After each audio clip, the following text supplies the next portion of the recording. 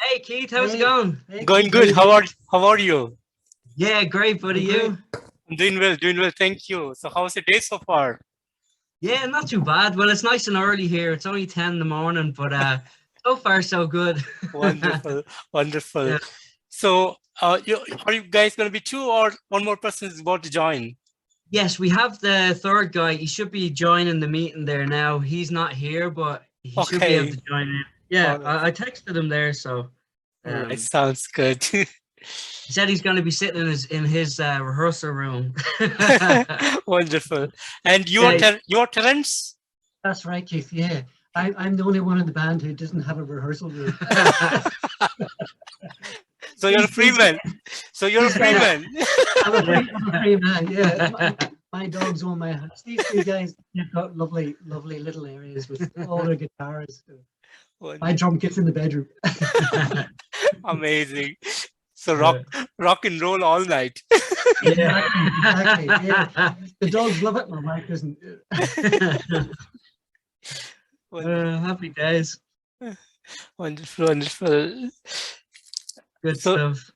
So how's the weather out there? Yeah, it's all right. It's okay. It's a bit chilly, but not too I bad. mean, this time last year we had snow, a lot of snow and ice, but very little this year. Ah. But, whereabouts are you, Keith? Where are you based? I'm in India on the southern tip of the country, so it's near the Yes. Indian Ocean.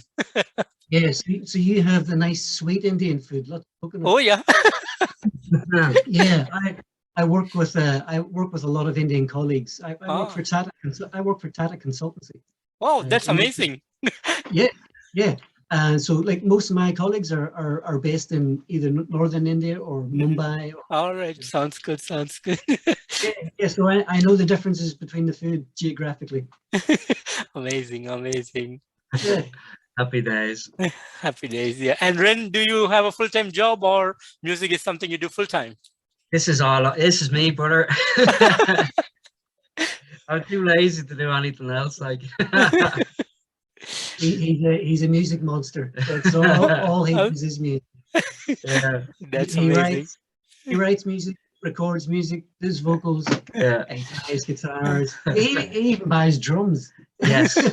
I was just showing him my second-hand stuff that I bought the other day, and this cool little stick came in, a little junior drumstick.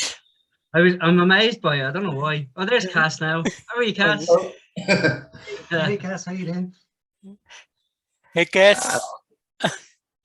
Cass, Hey, Keith, Cass. How are you today? Oh, good. Wonderful, wonderful. So, are we good to start the interview? Yeah, bro. Yeah. Yeah. Wonderful, wonderful. And so, guys, you recently released your third single, Sigurd the Dragon Slayer. So, That's an amazing song, a great animated video. So, can you tell me a bit about the making of the video and the story behind this video? Well, the story behind the video, there is an old saga, like a lot of our songs are based around the old Norse sagas. And there was this old Norse saga, and they told the tale of Sigurd. But before Sigurd, there was a dwarf. It sounds like something from Lord of the Rings. There was these three dwarves, brothers. There was a king, and they came into some kind of treasure, and then they got greedy, and the dwarf was able to turn into a dragon. So he hoarded all the money. All the money wasn't money, gold. He hoarded all the cryptocurrency. And and then it was Odin. The Norse god Odin wasn't too happy about this, so he kind of intervened and said, Sigurd, if you take this magic sword and take the dragon out. And he did, and Sigurd ended up being the hero and had all the Bitcoin. But yeah, so then the video came along. It was a movie company that had made this amazing animation, and I got in touch, and they were like, "Yeah, we would absolutely love the song to be added onto that." footage. So we were lucky that, you know, it all just fell into place. So happy days. Wonderful. And is this some kind of Norse mythology or fairy tale from there, or this is something that you created on your own? Yeah, no, it is. It's all based on, I think it's called the Volsung, the saga of the Volsung. It's an old Norwegian, or was it Icelandic saga. So yeah, no, I'm just reading it and picking out my own interpretation kind of thing. Wonderful. That's wonderful. And the boys just have to listen to me talking about all this stuff. I guess you're making them so happy. Yeah. I'm becoming a Norse mythology expert. Yeah. Sure. But it's great. But I love what he did with the video. I love the way it was all slowed down, because a lot of modern videos can be so fast that they're what I call animation chaos. You don't really know what's going on. But I love it when animation gets slowed down and the music explains what's going on. You know, it's lovely. It's a lovely piece. Yeah, nice. Yeah, that's what we were going for. Like, because there is this, like Terence said, the chaotic. Everything's very flashy. We're trying to, with a lot of our imagery of the band, we're trying to bring it to a bit more of a natural, more, you know, grounded kind of approach, if that makes any sense. But I think that's why we're going back ancestral stuff and, you know, the old stories of folklore and stuff. You know? Wonderful. And, Yeah. and earlier you had another 2 singles released, Fenrir and the Dead Song. So can you tell me a bit about these songs and what was the real concept or behind these 2 songs? Yeah, well, we called Terence Tyr because of the Norse god Tyr, and so because Terence has an affinity with dogs, and so do I. I love the dogs, but Cass, you like dogs too, man. Oh, yeah. Who doesn't? Who doesn't love dogs? We're dog friendly Viking. Yeah. I don't know if you saw our recent video, our photo shoot, Keith, but it was us and a dog. But he looks like a wolf. He was a husky.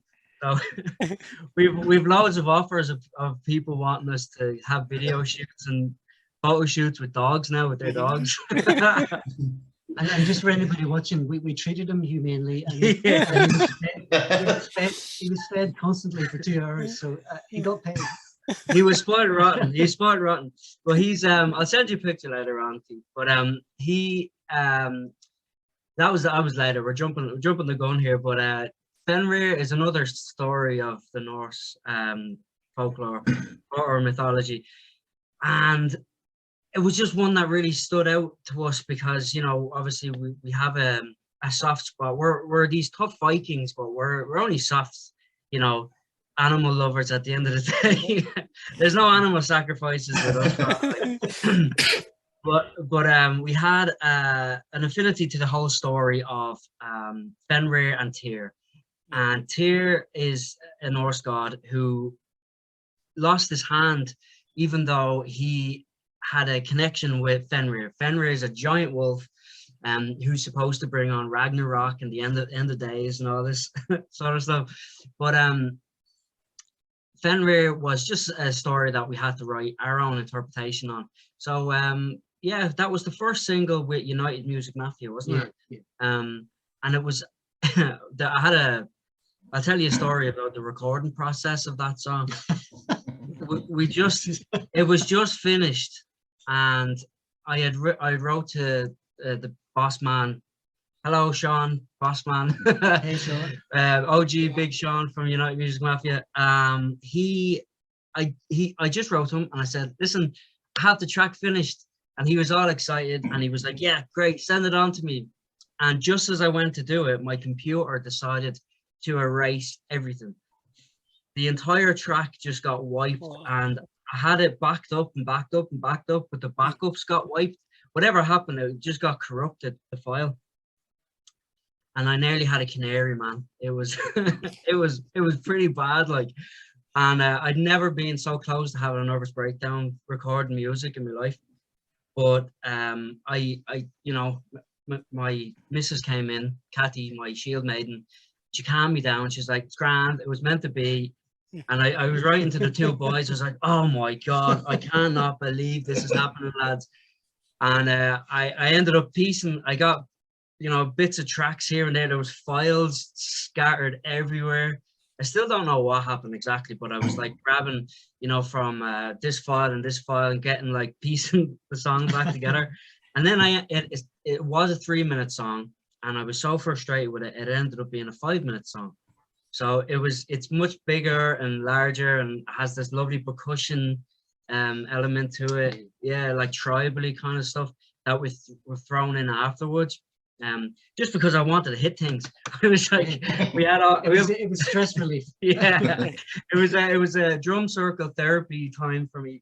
I was just there banging away on different percussive instruments just to try and ground myself. But so that was the first single. But it was actually a double release. We ended up doing a double release. So Dodd sang that song came out the same time, wasn't it? It was the same time, and so the two songs have one is Dodd sang is full on, isn't it? It's a full on fast rocker, and it's so catchy. It's amazing, absolutely amazing, powerful song. I've had so many friends send me texts on Facebook saying this is absolutely killer, and it's brilliant. Love it. Yeah. So that's Dodd sang. It was because Fenrir took so long. It was a long process, and then it took double long. We just needed to release a ballsy, full on rocker, and the two of them came out at the same time, and Sean, Big Sean, OG, he pushed the two of them songs so well, and they've been doing amazing. The response has been outrageous. So big props to the boss man and his crew. But it's Sigurd. But we have this could be an exclusive. I'm sure I've given drips and drabs over the course of the last few weeks, but we're working on another single at the minute, which should be out soon. We won't go too much into details just yet, in case I go to listen to it later and it's all wiped away. And it may be a 10-minute song that becomes a 20-minute song. Yeah. An anthology, like a eulogy for me, because I'm like, no, I'm out of here. But so this is going to be a fun song. There's loads of other stuff behind the idea of this song, which we can't speak about just yet because there's stuff we haven't announced yet. But this song is it's called Let's Drink Mead. And it's a bit more of a simple concept compared to what we usually do. And quite literally, the song is about fallen heroes or warriors that died in battle, drinking mead in Valhalla. Amazing. Yeah, so it's a nice fun song. It's got a really lovely sort of anthemic swagger to it, and it's a fun song. You've got to have fun songs in there occasionally. Yeah. The mythological songs, they're allegorical tales, so they're quite serious. But you can lighten them musically. But every now and again, you've got to have a song that you can stomp to. And Absolutely. This is definitely. It's going to be so much fun. I know for sure Cass is going to love playing the riff off it live. Yeah. He's a riff meister. He loves a good riff. Amazing. It's a stonker. It's kind of like it's Black Sabbath-esque riff, if I dare say so. It's just that like nice straight up groovy riffage, and then we're just gonna have the crack. And I cannot wait until we make the video for this one, Brian. It's gonna be fun. I'm looking forward to that, Ren. Yeah.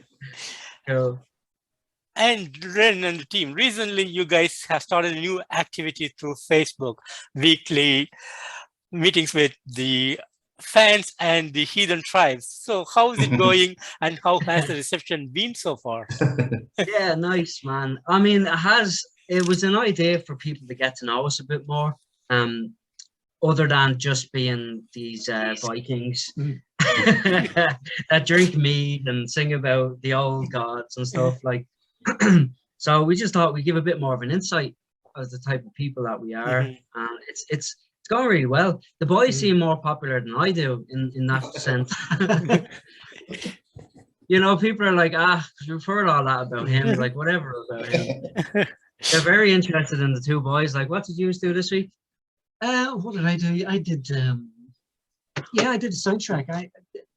I think Facebook's interesting. Like I said, when people see Ren Marabou and Berserkers, and it's a single or album launch or a new video, it's all about the Viking stuff. So, but there's a lot of personality behind the band, you know, and there's a lot of differences. So, like this week I did the soundtrack.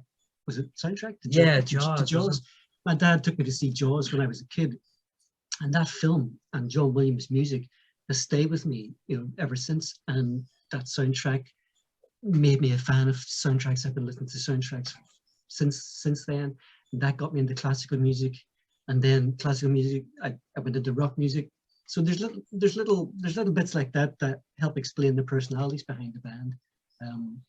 I think it's quite interesting to put those little things out there to see how people react. Yeah, it's nice. Cass, what do you do this week, man? I done a review of the Let It Be, the Beatles, Yeah. the Peter Jackson one. It's very, very good. Like, have you seen it, Keith? Oh, not yet. Yes, not yet. I'm going to watch it, Cass. I have it on. Cass gave it to me on the hard drive here. I will get to it, but it was when he gave it to me, he was like, it's like 7-8 hours long. So it's like, I'll tackle it at some stage. But that's definitely a lazy Sunday watch, that one. Yeah. Binge that, like, yeah. So it's been going really well, Keith. You know, it's just something different for the start of the week. Monday, Tuesday, Wednesday are usually quiet kind of days. There's usually a little bit of catch up from the weekend, but generally we're a little bit more quiet those days. There's no gigs, there's no studio necessarily, and rehearsals are later on in the week. So yeah, it's a bit of downtime to just chat about ourselves, and God knows what we're going to come up with next. Like, because as soon as we stop talking about like your regular stuff, music, what we're into and all that, it's going to get weird, I'd say we're going to start talking about weird stuff. Like, I have plenty of weird stuff to talk about too. Wonderful, guys. And I know you guys are putting up singles one by one, but do you have a plan to come up with a full-length album? Yes. Yeah, we're milking this one, aren't we? Like, it was Cass's idea to milk this one, actually. Sean, you'd be getting a phone call from Sean, go, Cass, hurry it up, man. Yeah, because we up to now we were on course it was like every 2 months or 3 months we were releasing out. It was kind of stupid, like, but it was during lockdown. There's nothing else to do, you know. So now we're obviously, this is the first album with United Music Mafia. So before that we were Misanthropic Records, and before that was BMJ Records, who were both brilliant, and they're really good to work with. But this one we're just slowing it down and just making it that little bit more better, as we say as a joke over here. Just make it that little bit more intricate, and I don't know, just smoother, right? Just smoother, sort of a little bit, maybe a little bit more intricate, just a little bit more thought about the sections and how they roll into each other. Sort of a closer writing experience, I suppose you could put it. Yeah, just a bit more attention to detail and stuff. And so far it's been working. We're a good way through. I don't even know if we've divulged this information. It's an exclusive again for you. But the album is going to be called Tales of Ruin, spelled Ruin, R-U-N-E, Tales of Ruin. So obviously it's Norse mythology themed. Sure, what else would we be doing? Like? What else is there to write about? Like, so this will be our fourth Norse/Viking based album, and I think it's going to be our best without a doubt. Sagas, we were really proud of Sagas. It done quite well. But now being with United Music Mafia, they're pulling out all the stops for us. We've a pretty exciting year ahead of ourselves. We're just waiting on confirmation for this and this and this, and I'm sitting here like an excited bunny about to explode. Like there's so much that I'm just dying to tell everybody, but I can't. Like last week, or was it 2 days ago, I announced my endorsement with Iron Age. And I've been dying to talk about that for ages. Like their guitar picks are just so class, and we have our own Berserker ones coming out with the Berserker symbol on it, on ebony wood. Like, so it's they're going to be special too. But yeah. Anyway, I digress. There's just so much to talk about announcements and stuff. But the album is still getting a lot of attention by ourselves.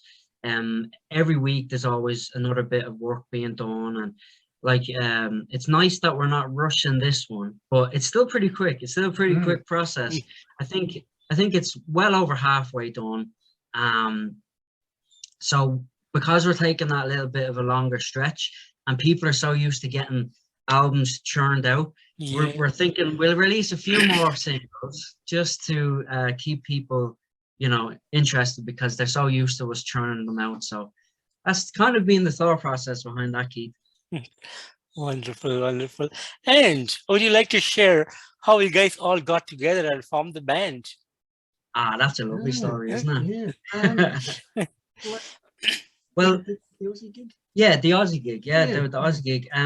So we were all in the same venue at the same show one time, just before lockdown, right? Just before, February 2020.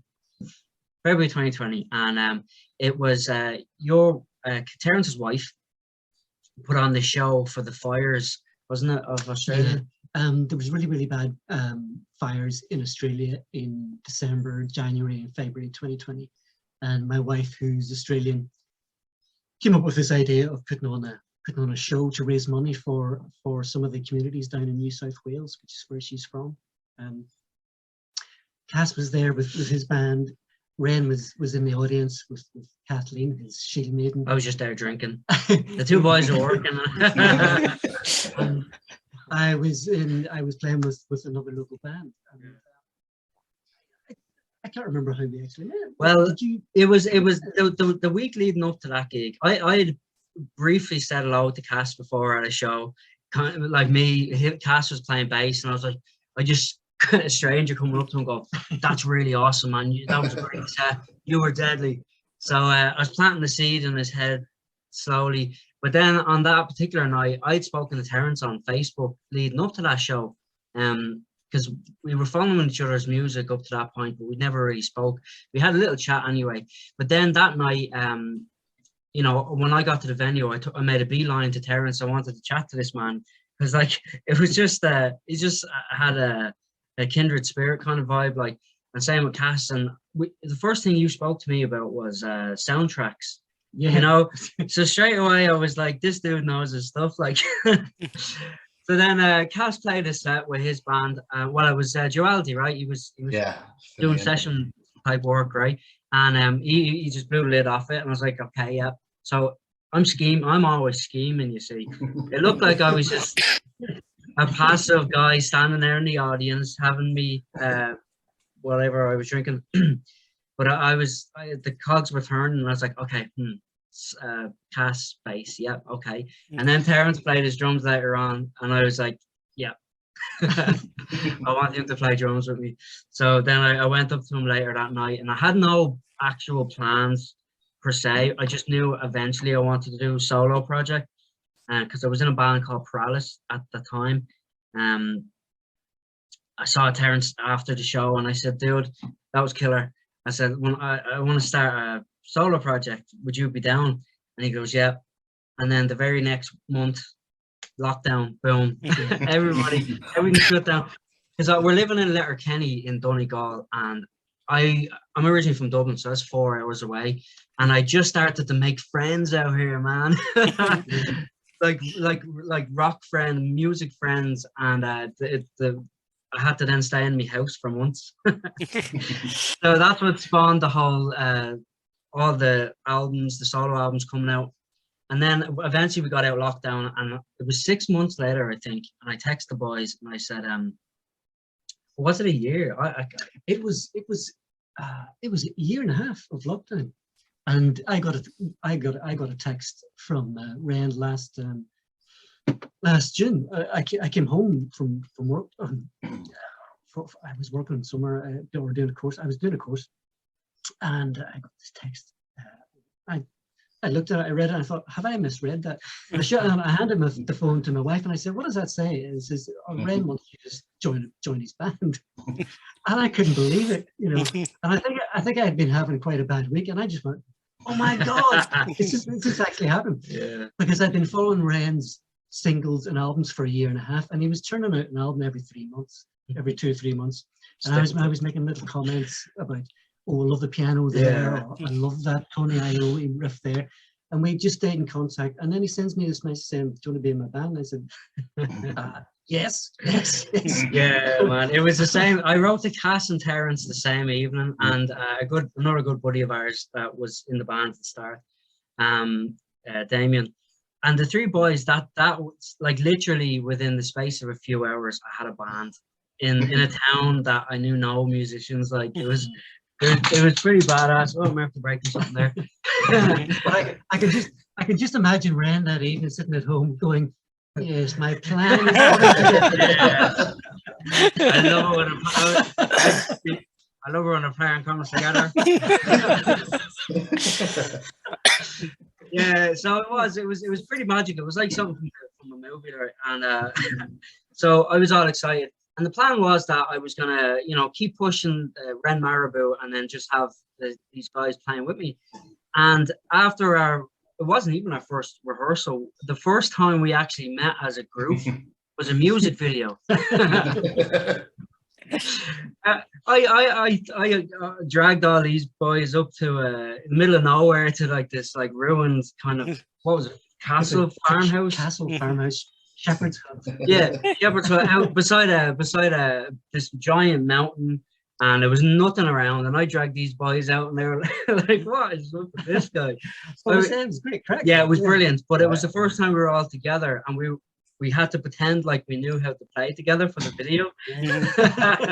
But I actually think that's how bands should start. I don't think bands should get together in rehearsal, because that's a lot of pressure. Yeah. If you spend a day or 2 days shooting a video, you get to know each other's personalities. Yeah. And then you should go in and start practicing. Yeah. I think it should be the other way around. Yeah, it was. I mean, there wasn't that much thought behind it. I was just like, let's just do it arseways. Like, let's just go instead of, you know, meeting up and being all formal, let's go out and, you know, stand there with swords and axes and drinking horns and just act the maggot together. And then we just clicked. It was from that moment I was like, okay, right, so this has to be a band now. You know, these boys are really good. And we hadn't seen any live music for about a year and a half, and Terence was playing drums out in the middle of nowhere. And the 3 of us, myself and Damien and Cass, were like, after Terence done his like bit for the video, we were like, oh my God, it was like a private concert out in the like, Amazing. Oh, it's very cool. And my good lady, Kathleen Shieldmaiden, she filmed it that day. So they got to meet her, and it's like a family kind of band vibe that we have, like the two guys, girls are involved and stuff. It's just lovely. Just, I don't know, it's just a really nice start to it also. Our to go back to your question, Keith, it was a really odd but magical kind of union sort of setting for us. Like, so that's where we are now. So we were like, okay, boys, we need to make this like officially Ren Marabou and the Berserkers, because Ren Marabou had already become its own kind of brand in a way. So we were like, oh, we'll keep that and we'll have it as a band and the Berserkers. And what better way to, like, these 2 boys, rhythm section, they're like animals. Like when they're playing together, it's so nice for me to stand there and watch these 2 boys do their stuff, like, because it just makes me sound better. So Berserkers is the perfect name for them. Wonderful, wonderful. And in the future, so you're going to be sticking to the same Norse mythology, or you're going to be exploring other folklores as well? Well, that's interesting because I never say never. You know, I'm very much in, like, the Norse mythology is my faith as well. So it's always going to be a big thing with me. But I never say never with music. I mean, the last 4 albums were about this, but before that, every album was different and there was a different vibe. And you never know. I got a book the other day about Celtic myths and legends and stuff. So Yeah. I might read that and come out with something about Tuatha De Danann or the spirits over in Ireland or something. You know. And I am, like, I'm a big Keith. I'm a big fan of horror films, and in particular folk horror. Yeah. Which kind of unearths the mythological stories behind different cultures. And India is no different. India has its own sort of mythological sort of figures and yes, figures absolutely, yeah. of terror. And what I found over the years reading about folk horror is that there's a familiarity, a crossover between different cultures. Iceland, Scandinavia, Europe, particularly in Slovak, India, Japan, and South America, and the Native Americans and the Celts all had very similar folkish nightmares and folkish tales of terror. And these figures, there's a lot of similarity between them. So there could be a way. I'm not putting any pressure on that. Damn, I have to write about Slovakia now. There could be a way to look at it. I'm not saying you should. No, absolutely no. He's right though. Yeah. I love the way that in mythology and folk history that there's a kind of crossover. Wonderful. I kind of bring us all together. Yeah, it's funny. I was watching something on Netflix last night. I needed to switch off for a while, and it was called Myths and Legends, and it was essentially talking about all these myths and legends that span across the world, but they're all intertwined and linked. The story just seems to be that particular place has their own version. Like in Norse mythology, we have Jormungandr. It's like this serpent that's out in the sea, and you know, ship guys, sailors, ship guys. ship guys fear this Jormungandr. Men of the sea. Men of the sea, yeah. I wouldn't mind what I sing about all the time. But but like the pirates would have had the Kraken, and the Kraken would have been like their version of it, and so on and so on. So they're all linked. So we'll never say never. It could end up singing about something completely random someday, you know. But this album does stretch into the more, let's say, less obvious story points of Norse folklore. Like one song is about the 3 Norns, the other track is about the Huldra, which is a spirit in the forest that's up to no good. So less obvious kind of ones too, you know. So, but that's a case in point. The 3 Norns. When I first heard the song and read the lyrics, I thought of Macbeth straight away, because Macbeth opens with the 3 witches. You know? Oh, nice. Yeah. So you know, like Shakespeare was drawing from Norse mythology all along. Yeah, exactly. Yeah, you ripped it off. Wonderful, wonderful. And guys, through this interview, what will be the message that you want to give to the fans around the world and for the people who are new to the band? Well, first of all, hello, thank you. You're amazing. No, we have a like a really awesome support system. And that's the Heathen Tribe, as we call them. It amazes me every day how awesome these people are. Because I had the old cliche of, without Jews we'd be nothing.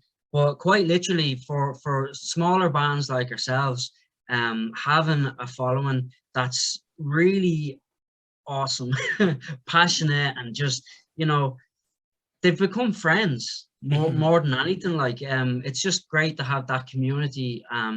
So yeah, I'd love us to continue to grow that, you know. I'm very happy with what we have, and very appreciative. But then, you know, I suppose if you have never heard of us and you're only listening to this for the first time, we're lovely lads from Donegal.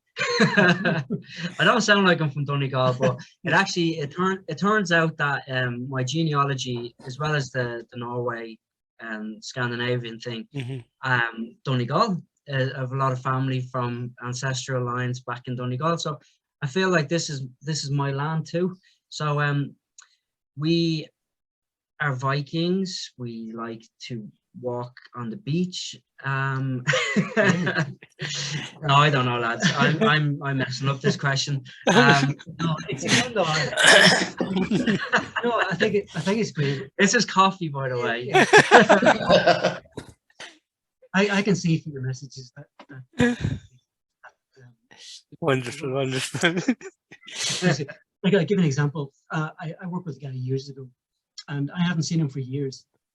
And last night, out of the blue, he sent me a message saying, "Look, I'm following you. I watch what you're doing, and I'm really jealous because he's a guitar player, and I haven't seen this guy in about 6 or 7 years." And the first thing I did was thank him for following us, because it really means a lot. You know, it's hard work. As Ren, he's been working solid for years on this. This is all he's done for 20 years. I'm a hard worker. He's hard worker.